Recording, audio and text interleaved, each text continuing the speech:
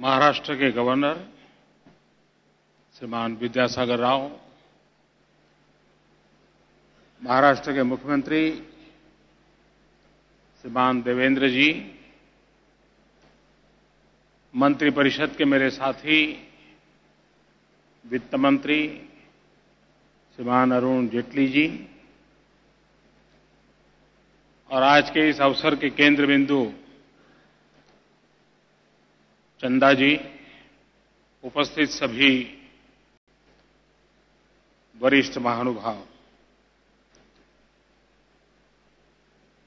आप सबको नववर्ष की बहुत बहुत शुभकामनाएं।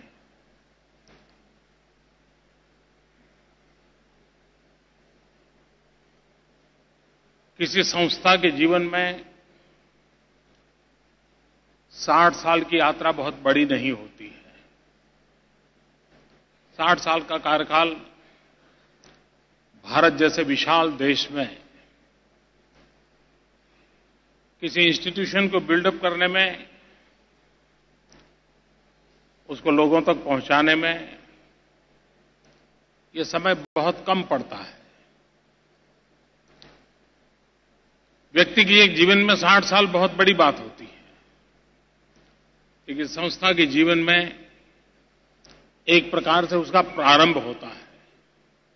और मैं मानता हूं कि अब आईसीआईसी ग्रुप उस स्थिति में पहुंच रहा है जिसके बदौलत जिन आशा और आकांक्षाओं को लेकर के उसका जन्म हुआ, जिन अपेक्षाओं की पूर्ति के लिए उसने यात्रा की, उसको अचीव करने का अब उसके सामने समय आया है। और तब उसको 60 साल की जो गति है वो काम नहीं आती है। 60 साल का जो कैनवास है वो भी छोटा पड़ता है। उसे बड़े कैनवास पर लंबी दौड़ के साथ अपनी योजनाएं करनी होती हैं।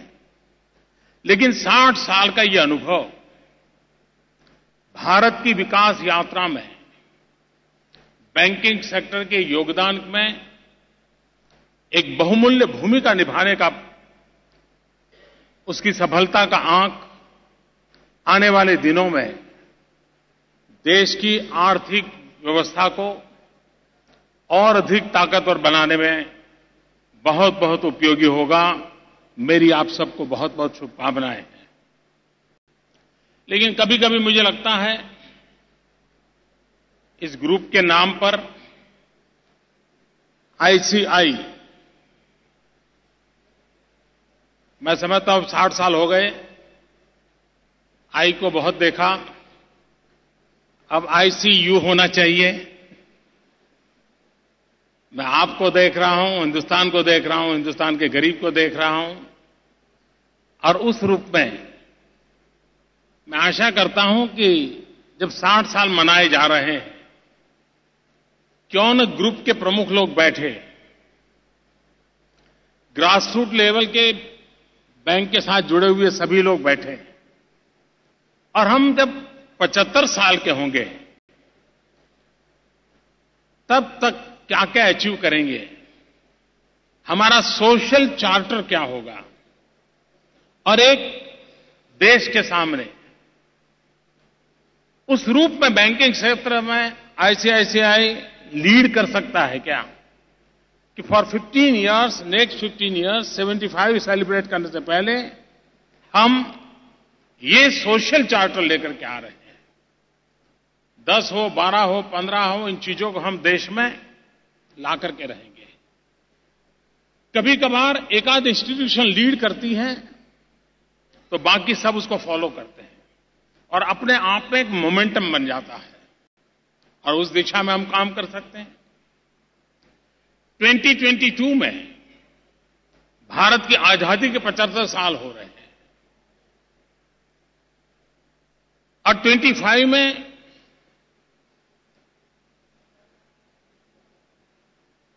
थर्टी में आपके 75 साल होंगे। उस अर्थ में बीच में आपको एक अवसर मिलता है कि भारत के 75 साल के समय का क्या गोल हो और नेक्स्ट 75 जब आपके हो तब क्या हो। एक सोशल चार्टर के साथ देश के सामने फाइनेंशियल सेक्टर किस प्रकार से नई दिशा दे सकता है, इसके सपनों को लेकर आप आएंगे। मैं समझता हूं देश की बहुत बड़ी सेवा होगी, देश को एक नई दिशा मिलेगी। मैं चंदा जी का विशेष रूप से इसलिए भी अभिनंदन करता हूं कि जिस काम को मैं बड़े आग्रह से करना चाहता हूं, स्वच्छ भारत, उन्होंने उस बीड़े को उठाया, स्वयं ने भी इस काम को किया, लेकिन साथ साथ उन्होंने अपने सभी ब्रांचेज को सप्ताह में एक दिन सफाई का कुछ न कुछ करने के लिए प्रेरित किया है। एक मोमेंटम खड़ा हुआ है। उनके इस प्रयासों का मैं अभिनंदन करता हूं और पूरे ग्रुप को, सभी ब्रांचेज को, उस ब्रांचेज में बैठे हुए सभी बैंक के कर्मचारियों को इस काम को आगे बढ़ाने के लिए बहुत बहुत अभिनंदन करता हूं, बहुत बधाई देता हूं। लेकिन बैंक सेक्टर से मेरी एक और अपेक्षा है।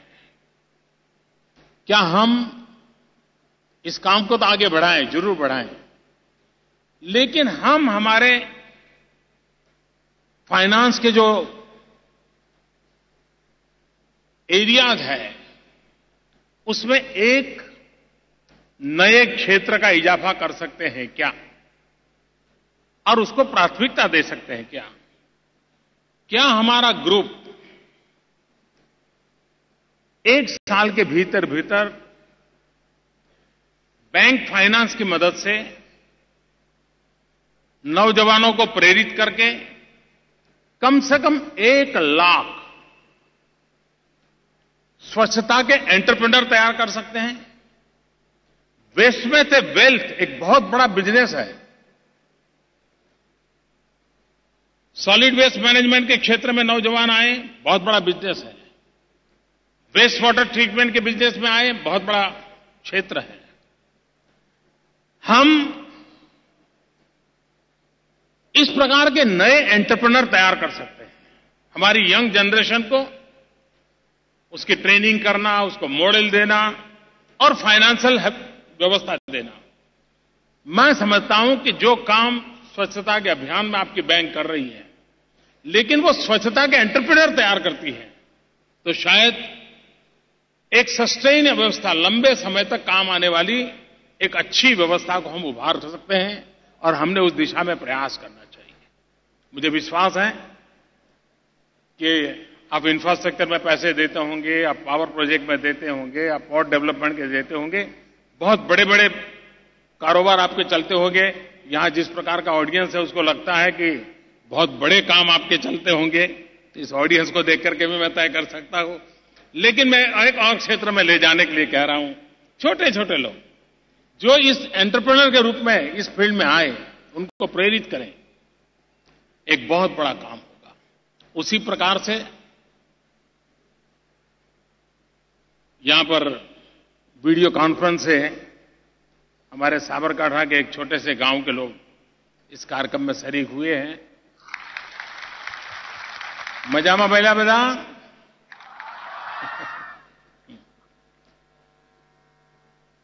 इस गांव की एक और भी विशेषता है। देश का एक पहला गांव ऐसा है जहां पर कैटल हॉस्टल है। हमारे यहां गांवों में पशु अपने घर के बाहर ही बांध करके रखते हैं और सारी गंदगी वही होती है और बीमारी की जड़ भी वही होती है। आजकल लड़कियों को गांव में शादी करने में इतराज नहीं है, लेकिन ये पशु वाला काम करना पड़ता है तो उसके लिए उसकी तैयारी कम है। तो हमने एक नई समाज रचना करनी पड़ेगी और उसी विचार में से एक प्रयोग यहां शुरू हुआ है। गांव के सारे कैटल हॉस्टल में रहते हैं और मालिक दिन में 2-4 घंटे हॉस्टल में जाते हैं, अपने पशु का देखभाल करते हैं, दूध लेने के समय दूध के समय पहुंच जाते हैं। पूरा गांव साफ सुथरा रहता है और एक हॉस्टल का प्रयोग आने वाले दिनों में हिंदुस्तान भर में ये होने वाला है। अगर हम हमारे प्रिय से प्रिय बच्चों को हॉस्टल में रख सकते हैं तो हमारे कैटल के लिए हॉस्टल क्यों नहीं बना सकते?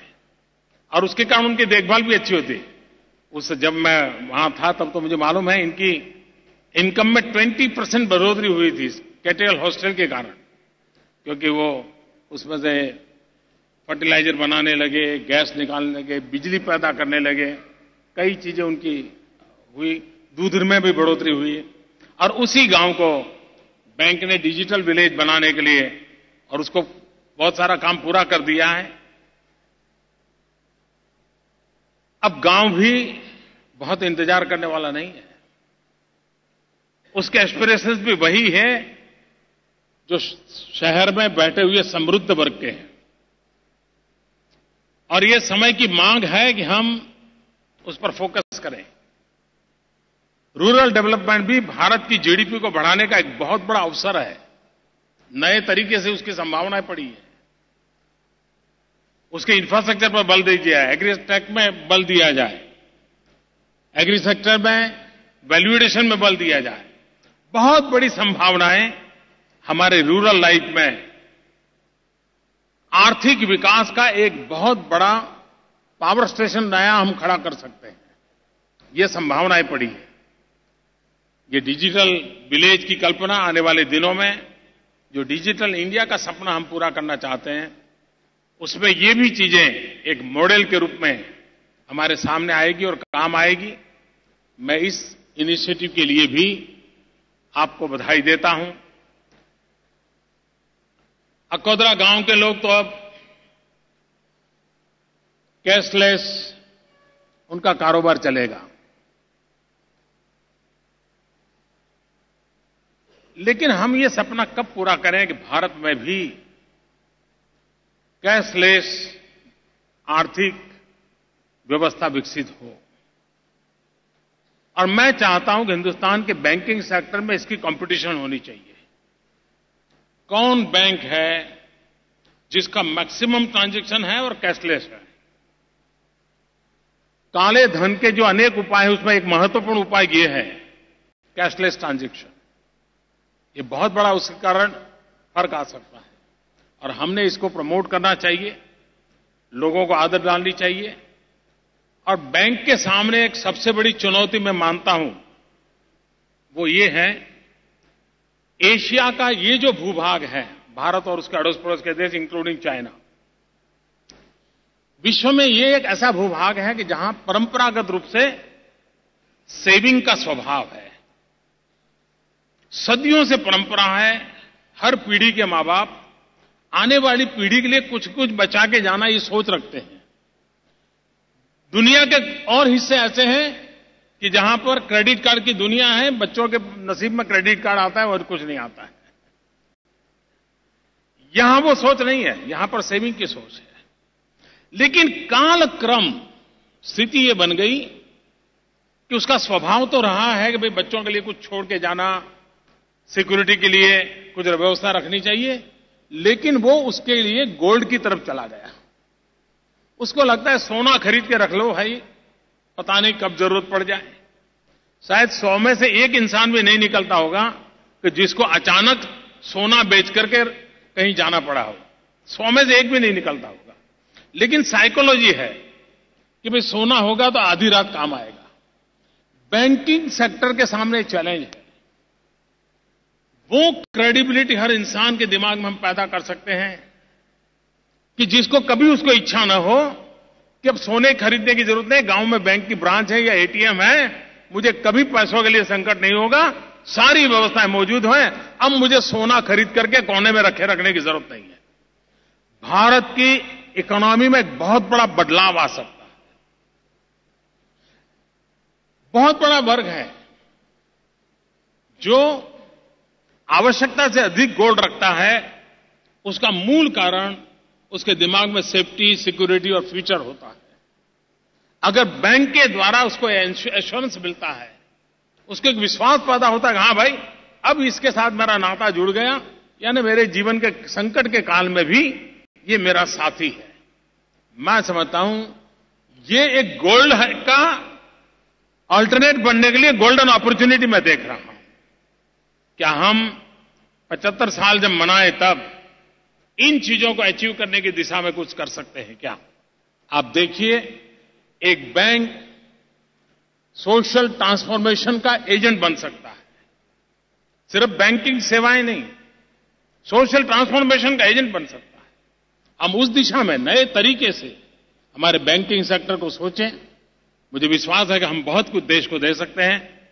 मैं फिर एक बार आज इस अवसर पर इस 60 साल की यात्रा में जिन्होंने योगदान दिया, जिन्होंने इसका नेतृत्व किया, वे सब अभिनंदन के अधिकारी हैं, क्योंकि कोई एक कालखंड में सब होता नहीं है। एक लंबी प्रक्रिया के बाद ये परिणाम मिलता है और इसलिए इस ग्रुप के सभी उन वरिष्ठ जनों को हृदय से बहुत बहुत शुभकामनाएं देता हूं, बहुत बहुत बधाई देता हूं। बहुत बहुत धन्यवाद।